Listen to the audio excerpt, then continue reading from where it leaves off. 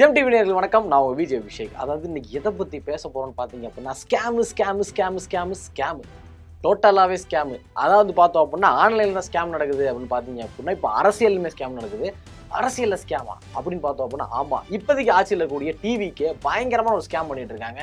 அதாவது 108 வேட்பாளர் இருக்காங்க. 108 வேட்பாளரில் எல்லாருமே படித்து வந்தவங்க. அதாவது நல்லா நாங்கள் குவாலிஃபைடான ஒரு எம்எல்ஏஸ் தான் சூஸ் பண்ணியிருக்கோம் அப்படின்னு சொன்ன தாவேக்கா இப்போது அது கொடுத்த குவாலிஃபிகேஷனை ஸ்கேம் பண்ணியிருக்காங்க. அதாவது அவங்க படித்தது வேற, இங்கே வந்தது வேற அப்படின்ற மாதிரி மாறி தான் கொடுத்துருக்காங்க.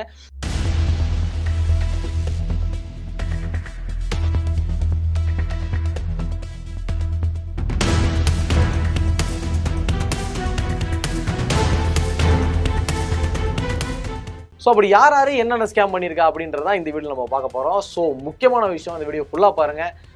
இதுவீங்க எல்லாரும் 200 யூபி கொத்தடிமை போடுறத போட்டுக்கோங்க, சொல்கிறத சொல்லிக்கிட்டே தான் இருப்போம். ஸோ என்னென்ன ஸ்கேம் நடந்திருக்கு அப்படின்றத நான் டீட்டெயிலாக சொல்கிறேன். ஓகேவா? வீடியோக்குள்ளே போகலாம். நான் உங்கள் விஜய் அபிஷேக், இது நம்ம ஜெம் டிவி.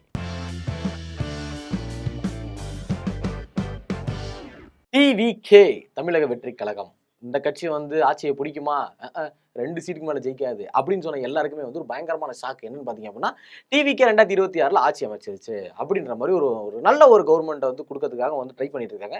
நம்ம இல்லைன்னு சொல்லவே முடியாது. அதாவது நம்ம டிவிகேல பார்த்தீங்க அப்படின்னா கிட்டத்தட்ட 108 எம்எல்ஏ ஜெயிச்சு அவங்க இப்போ ஆட்சியில் இருக்காங்க. என்னதான் பக்கத்தில் கடன் வாங்கினாலும் இப்போ அவங்க ஆட்சியில் தான் இருக்காங்க. பெரும்பான்மை அவங்க எடுத்திருக்காங்க. 108 தொகுதி அவங்க ஜெயிச்சிருக்காங்க அப்படின்றப்போ ஓகே தான். அதாவது முதல் தேர்தலையே 108 தொகுதி ஜெயிச்சிருக்காங்க அப்படின்றது ஒரு ஹிஸ்ட்ரி அப்படின்னு சொல்லலாம். ஒரு ஹிஸ்ட்ரியை அவங்க உடைச்சிருக்காங்க. இது வரைக்கும் அப்படி நடந்தது இல்லை, இப்போ நடந்திருக்கு அப்படின்ற மாதிரி அவங்க காட்டியிருக்காங்க அப்படின்னே சொல்லலாம். கிட்டத்தட்ட 108 வேட்பாளர்கள்ல கிட்டத்தட்ட 63% டிகிரி படித்தவங்க அப்படின்றது தாவேக்கா அபிஷியலாகவே அனௌன்ஸ் பண்ணியிருக்காங்க. இந்த 63%ல கிட்டத்தட்ட டாக்டர் மட்டுமே 8 டாக்டர் இருக்காங்க. அதுக்கப்புறம் பார்த்தீங்க அப்படின்னா பிஹெச்டி படித்தவங்க மொத்தமாக 6 பேர். அதுக்கப்புறம் இந்த மாஸ்டர்ஸ் படிச்சிருப்பாங்கல்ல, எம்பிஏ எம்டி எம்இ அப்படின்னு படித்தவங்க அவங்க ஒரு கணக்கு ஒரு 22. அதுக்கப்புறம் ஐஐடி படித்தவங்க ஒரு 5 பேர். அதுக்கப்புறம் பார்த்தீங்க அப்படின்னா அந்த அட்வொகேட்ஸ், இன்ஜினியர் அப்படின்னு சொல்லிட்டு அவங்க ஒரு 40 பேர் அப்படின்னு சொல்லி இவங்க சைடு ஒரு பெரிய பட்டாளமே ஒன்று கொடுத்துருக்காங்க. கிட்டத்தட்ட 63% இங்கே படித்தவங்க தான் கேண்டிடேட்ஸாக இருக்காங்க அப்படின்றவங்க சொன்னாங்க. உள்ள பூந்து பார்த்துருவோமா? அதாவது முதல்ல எங்கே கையை வைக்க போகிறோம் அப்படின்னு பார்த்தீங்க அப்படின்னா ராஜ்மோகன் அவர்கள். அதாவது யாருன்னு பார்த்தீங்க அப்படின்னா இப்போ கல்வித்துறை அமைச்சர். வாழ்வு அப்படின்ற மாதிரி தான் இருக்கு. அதாவது ஒரு காமெடி ஒன்று வருமே, அதாவது குப்புறப்படுத்தவனுக்கு திடீர்னு கிடைச்சது பாடுறா லக்கு அப்படின்ற மாதிரி எல்லாருக்குமே ஒரு அதிர்ஷ்டம் அப்படின்னே சொல்லலாம். அதாவது அந்த யாருமே அரசியலில் முன்னாடி இல்லைனாலும் இப்போ முதல்ல ஆட்சியை பிடிச்சி கேண்டிடேட்டாக நின்று இப்போ ஆட்சியை பிடிச்சதுக்கு அப்புறம் இப்போ ஒரு மினிஸ்ட்ரி ஆயிருக்காரு அப்படின்றது யாருக்குமே இப்படி ஒரு லக்கு கிடைக்காது. ஸோ கிடைச்சிருக்கு, அதை கரெக்டாக யூட்டிலைஸ் பண்ணுவார் அப்படின்னு நினைக்கிறேன். ராஜ்மோகன் அவர்கள் என்ன ஸ்கேம் பண்ணியிருக்காரு, அதாவது ஒரு ஏழ்மையானப்பட்டவர். அதாவது எப்படின்னா ராஜ்மோகன் அவர்கள் ரொம்ப ஏழ்மையான ஆள். எப்படி சொல்கிறது அப்படின்னா, அவங்க அம்மாவுக்கு வீட்டு வாடகை கொடுக்க கூட அவர்கிட்ட காசு இல்லை. ரொம்ப கஷ்டமான விஷயம் இல்லை. ஆனால் வீடு மட்டும் 1.5 கோடிக்கு வாங்குவார் இல்லை, அதுவும் சென்னையில். அப்படி தான் அவர் ஸ்கேம் பண்ணியிருக்காரு. கிட்டத்தட்ட அவரோட வீடு மட்டுமே கிட்டத்தட்ட 1.5 கோடி ரூபாயாமா. அது வீடியோ அஃபிஷியலாக ஒரு வீடியோ போட்டிருக்காரு. இது ஒரு அப்பார்ட்மெண்ட்டில் வாங்கியிருக்காருன்னு நினைக்கிறேன். அவர் மனைவியோட சந்தோஷமாக உள்ளே வராரு. பார்க்கறதுக்கே ரொம்ப சந்தோஷமாக இருக்குது. ஆனால் எதுக்கு இப்படி சொல்லணும்? நான் ரொம்ப ஏழ்மையானவன், 1.5 கோடிக்கு வீடு வச்சிருக்கீங்க, என்ன ஏழ்மை? 1.5 கோடிக்கு வீடு வச்சிருந்தா ஏழ்மையா? அப்போ நம்மளாம் என்ன பிச்சைக்காரங்களா அப்படின்ற மாதிரி தான் யோசிக்க தோணுது. அதுக்கப்புறம் பார்த்தீங்க அப்படின்னா அவருக்கு அசட்ஸே கிட்டத்தட்ட 3 கோடிக்கு அசட்ஸ் இருக்குது. அப்படி அதாவது சொத்து மதிப்பு 3 கோடிக்கு இருக்குது அப்படின்னு சொல்லி ஒரு தகவல் ஒன்று இருக்குது. ஆனால் இவங்க இருக்கிறப்ப எப்படி இவங்க ஏழ்மையானவங்க இருப்பாங்க அப்படின்றது தெரில. சரி, ஓகே. இவரோட படிப்பு பார்த்தோம் அப்படின்னா, அதாவது இவர் ஒரு ரைட்டர், சினிமாவில் ரைட்டராக இருக்கக்கூடியவர். அது நிறைய யூடியூப் சேனல்ஸ் எல்லாமே பேசிட்டு இருந்தாங்க. இவர் என்ன படிச்சிருக்காருன்னு பார்த்தீங்க அப்படின்னா, அவர் கிட்டத்தட்ட 2010 டிப்ளமோவில் பிஸ்னஸ் மேனேஜ்மெண்ட் படிச்சிருக்காரு.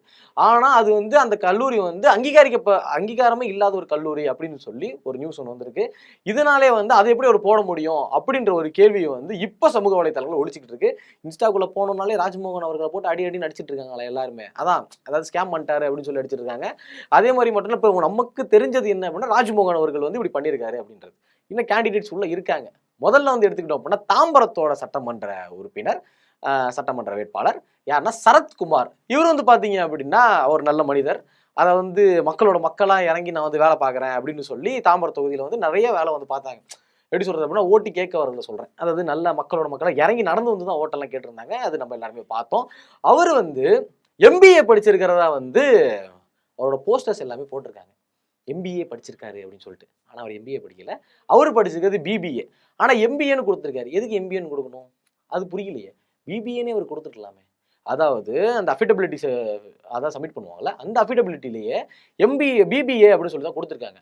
ஆனா எல்லா ஃபிளெக்ஸ்லையும் ஓட்டு கேட்க போறப்ப எல்லாத்துலயுமே சரத்குமார் எம்பிஏ, சரத்குமார் எம்பிஏ அப்படின்னு சொல்லி கொடுத்துருக்காங்க. ஸ்பெல்லிங் மிஸ்டேக்கா இருக்குமோ எல்லா போஸ்டர்லயும்? வாய்ப்பு இருக்கு. சரி, ஓகே. அடுத்தது யாருன்னு பாத்தீங்க அப்படின்னா தஞ்சாவூரை சேர்ந்த விஜய் சரவணன். இவர் வந்து 10வது வரையும் தான் படிச்சிருக்காரு. ஆனா ஓட்டு கேட்க போறப்ப எல்லா இடத்துலயுமே வந்து பிபிஏ படிச்சிருக்கிறதா சொல்லியிருக்காங்க, பிபிஏ படிக்கிற போஸ்டர் கொடுத்துருக்காங்க அப்படின்னு சொல்லி ஒரு செய்தி ஒன்று வந்திருக்கு. ஆனா அந்த போஸ்டர்ஸ் வந்து நம்ம அஃபிஷியலா பார்க்கல. ஆனா வந்து இந்த ஒரு செய்தி ஒன்று இருக்கு. அது வந்து எந்த அளவுக்கு இருக்கா இல்லையான்றத எடிட்டிங் முடியறதுக்குள்ளே கன்ஃபார்ம் பண்ணி நம்ம கொடுத்துடலாம். சரியா? அதுக்கப்புறம் பாத்தீங்க அப்படின்னா ஆவடியில வந்து ரமேஷ் அவர்கள் நின்றுருக்காரு. ரமேஷ் அவர்களுக்கு வந்து பிஏ படிச்சிருக்காரு. நம்ம வந்து பொய் சொல்லக்கூடாது. ஆவடியை சேர்ந்த ரமேஷ் பிஏ படிச்சிருக்காரு.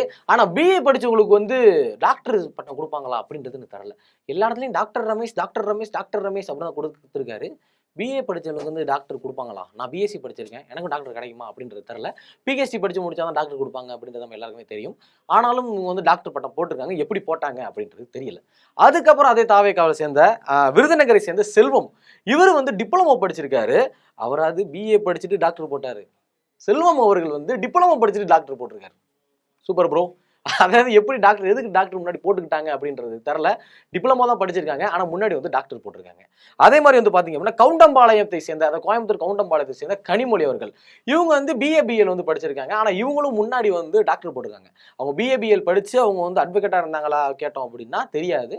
அவங்க வந்து ஜோதிடரா இருந்தாங்க. அந்த ஜோசியம் பார்ப்பாங்களா, அந்த மாதிரி ஜோதிடரா இருந்தாங்க.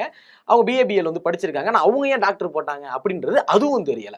ஸோ வரிசையா இதே மாதிரி வந்து அடுத்த கட்டமா வந்து பாத்தீங்க அப்படின்னா குமாரபாளையத்துல வந்து விஜயலட்சுமி, இவங்களும் வந்து சேர்ந்திருக்காங்க. இவங்க படிச்சது வந்து பாத்தீங்கன்னா 12th படிச்சு முடிச்சிருக்காங்க.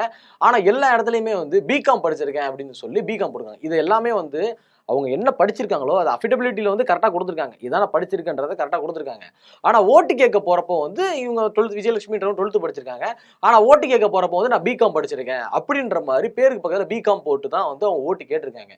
எதுக்கு? ஒரு மக்கள் மனசுல வந்து இந்த மாதிரி நான் வந்து படிச்சவன் தான் அவங்களுக்காக நான் அது சேவை செய்ய வரேன் அப்படின்னு சொல்லி இவங்க கொடுக்க வராங்களா அப்படின்னு தெரியல. மக்களுக்கு சேவை செய்யறதுக்கு வந்து படிப்பு முக்கியம் இல்லை. சரி, ஓகே, நம்ம லிஸ்ட்டை முடிச்சுட்டு அதுக்கப்புறமா கருத்தை போட்டுவோம். சரியா? அடுத்தது வந்து பாத்தீங்க அப்படின்னா போரூரை சேர்ந்த அபிஷேக். எனக்கு இது கேட்கறப்ப எனக்கே சிரிப்பு வந்துச்சு. போரூரை சேர்ந்த அபிஷேக் இவர் வந்து பாத்தீங்க அப்படின்னா சாஃப்ட்வேர் இன்ஜினியரிங் படிச்சிருக்காரு. ஆனா வந்து என்ன போட்டிருக்காருன்னு பாத்தீங்க அப்படின்னா எம்எஸ்சி எம்பிஏ படிச்சிருக்கிறதா போட்டிருக்காரு. சாஃப்ட்வேர் இன்ஜினியரிங் நல்ல படிப்பு தான், எதுக்கு எம்எஸ்சி எம்பிஏ அதுவும் தெரியல அப்படின்னு சொல்லி இவர் வந்து யூஸ் பண்ணியிருக்காரு. அடுத்தது வந்து பாத்தீங்க அப்படின்னா அம்பத்தூரை சேர்ந்த பாலமுருகன், இவர் வந்து பாத்தீங்க அப்படின்னா 10th படிச்சு முடிச்சிருக்காரு. ஆனால் அவருடைய இது வந்து ஓட்டு கேட்கிறப்போ வந்து பாத்தீங்க அப்படின்னா அதாவது டிப்ளமோ ஏடிசிஏ, அதாவது தொழில்நுட்ப பட்டியல் படிப்பு அப்படின்னு சொல்லிட்டு அது ஒரு தனி படிப்பு டிப்ளமோல வர மாட்டிருக்கு, அது படிச்சிருக்கதா போட்டிருக்காங்க. அடுத்ததான் வந்து பாத்தீங்க அப்படின்னா அவ்வளவுதான், இப்போதைக்கு கலெக்ட் பண்ணது வந்து அவ்வளவுதான். இதான் வந்து பார்த்தோம் அப்படின்னா இவங்க எல்லாருமே வந்து படிச்சது ஒண்ணு ஆனா வெளியே சொன்னது ஒண்ணு அப்படின்ற மாதிரி சொல்லியிருக்காங்க. அஸ் ஒரு நார்மலா இருக்கிற நம்மளே வந்து கேள்வி கேட்கலாம், எதுக்கு இதை மாத்தணும்? ஓகே, படிச்சவங்க தான், என்ன படிச்சா என்ன, மக்களுக்காக மாத்த வந்திருக்கீங்க அப்படின்னா எது வேணா பண்ணலாம். நான் வந்து படிப்பை மாத்தி நான் வந்து நல்லா படிச்சவன் தான் உங்களை காக்க வரேன் அப்படின்னு சொல்றது, இதெல்லாம் வந்து என்னைய பொறுத்த வரைக்கும் இது வந்து எதுக்கு பண்ணாங்க அப்படின்றது தெரியல. அதே மாதிரி வந்து பாத்தீங்க அப்படின்னா ஏழ்மையானவங்களுக்கு தான் வந்து நாங்க வந்து சீட்டு கொடுத்துருக்கோம் அப்படின்னு சொன்னேன். 108 கேண்டிடேட்ல கிட்டத்தட்ட 77 கேண்டிடேட் வந்து கோடீஸ்வரர்கள். 77 கேண்டிடேட் கோடீஸ்வரர்கள். அதுக்கப்புறம் தான் வந்து மிச்சது உள்ளது எல்லாமே நம்ம எடுத்துக்கலாம். ஆனா வந்து எல்லாருக்குமே நாங்க சமமா கொடுத்துருக்கோம் அப்படின்னு சொல்றீங்க. ஆனா 77 கோடீஸ்வரர்களுக்கு தான் வந்து சீட்டே கொடுத்துருக்காங்க. அதாவது பாத்தீங்கன்னா கிட்டத்தட்ட 70 தலித் பீப்புளுக்கு வந்து இவங்க வந்து சீட்டு கொடுக்கறதா சொல்லியிருக்காங்க. ஆனா இவங்க கொடுத்தது மொத்தம் 8 தலித் பீப்புளுக்கு தான் வந்து கொடுத்துருக்காங்க. அது மட்டும் இல்லாம அதுல 4 பேர் தான் வந்து ஜெயிச்சிருக்காங்க. இந்த மாதிரி வந்து டிவிகேக்குள்ளேயே வந்து நிறைய உள்கட்சி பூசல் வந்து நடந்துகிட்டு இருக்கு. இந்த விஷயங்கள்லாம் வந்து விஜய் அவர்களுக்கு தெரியுமா தெரியாதா, அதான் முதலமைச்சர் விஜய் அவர்களுக்கு வந்து தெரியுமா தெரியாதா அப்படின்றது தெரியல. ஆனா படிப்பை மறைச்சு நான் இது படிச்சிருக்கேன் அப்படின்னு சொல்லி தூக்கி காட்டுறது வந்து என்னைய பொறுத்த வரைக்கும் தேவையில்லாத விஷயம் அப்படின்னு தான் நான் சொல்லுவேன். அதாவது நீங்க மக்களுக்காக சேவை பண்ண வரீங்க அப்படின்னா படிப்பு எதுவுமே தேவையில்லை. உங்களுக்கு நல்ல மனசு, கரம் இல்லாத கைகள் அப்படின்னு சொல்லக்கூடிய ஊழல் இல்லாத ஆட்சி தான் மக்கள் எல்லாமே கேட்டாங்க. ஊழல் இல்லாத ஆட்சி தான் கொண்டு வரணும்னு சொன்னாங்க. அவங்கள படிப்பை வச்சு எதுவுமே அவங்க கேட்கல அப்படின்றத ஒரு முக்கியமான விஷயம். ஓகே, இப்போ டிவிகே வந்து இந்த மாதிரி டிவிகேல இருக்கக்கூடிய எம்எல்ஏலுக்கு வந்து இந்த மாதிரிலாம் பண்ணியிருக்காங்க. அதாவது அவங்க படிச்சது ஒன்று, காமிச்சது ஒன்றா இருக்கு. இதை பத்தி நீங்க என்ன நினைக்கிறீங்க அப்படின்றத மறக்காம கமெண்ட்ஸ்ல கமெண்ட் பண்ணிட்டு போங்க. சொல்லுவீங்க, படிச்சா என்ன, உனக்கு எதுக்கு இது, இது வந்து திமுக ஆட்சியில் நீங்க கேட்டீங்களா அப்படின்னு சொல்லி பாதி பேர் கேட்பீங்க. போடா கொத்தடிமை அப்படின்னு சொல்லி பாதி பேர் சொல்லுவீங்க. ஜிபேக்கு அமௌண்ட் வந்துருச்சா அப்படின்னு சொல்லி பாதி பேர் சொல்லுவீங்க. ஆனா உண்மை இதுதான். நீ எது சொன்னாலும் உண்மை என்னமோ அதை வந்து ஊடகம் என்றுமே உறக்க சொல்லிக்கிட்டே இருக்கும். ஸோ இந்த மாதிரி மாற்றி சொன்னதை பத்தி நீங்க என்ன நினைக்கிறீங்க அப்படின்றத மறக்காம கமெண்ட்ஸ்ல கமெண்ட் பண்ணிட்டு போங்க. இந்த மாதிரியான இன்ஃபர்மேஷன் எல்லாம் தெரிஞ்சுக்கணும்னு நினைச்சீங்க அப்படின்னா ஜெம் டிவியை சப்ஸ்கிரைப் பண்ணுங்க.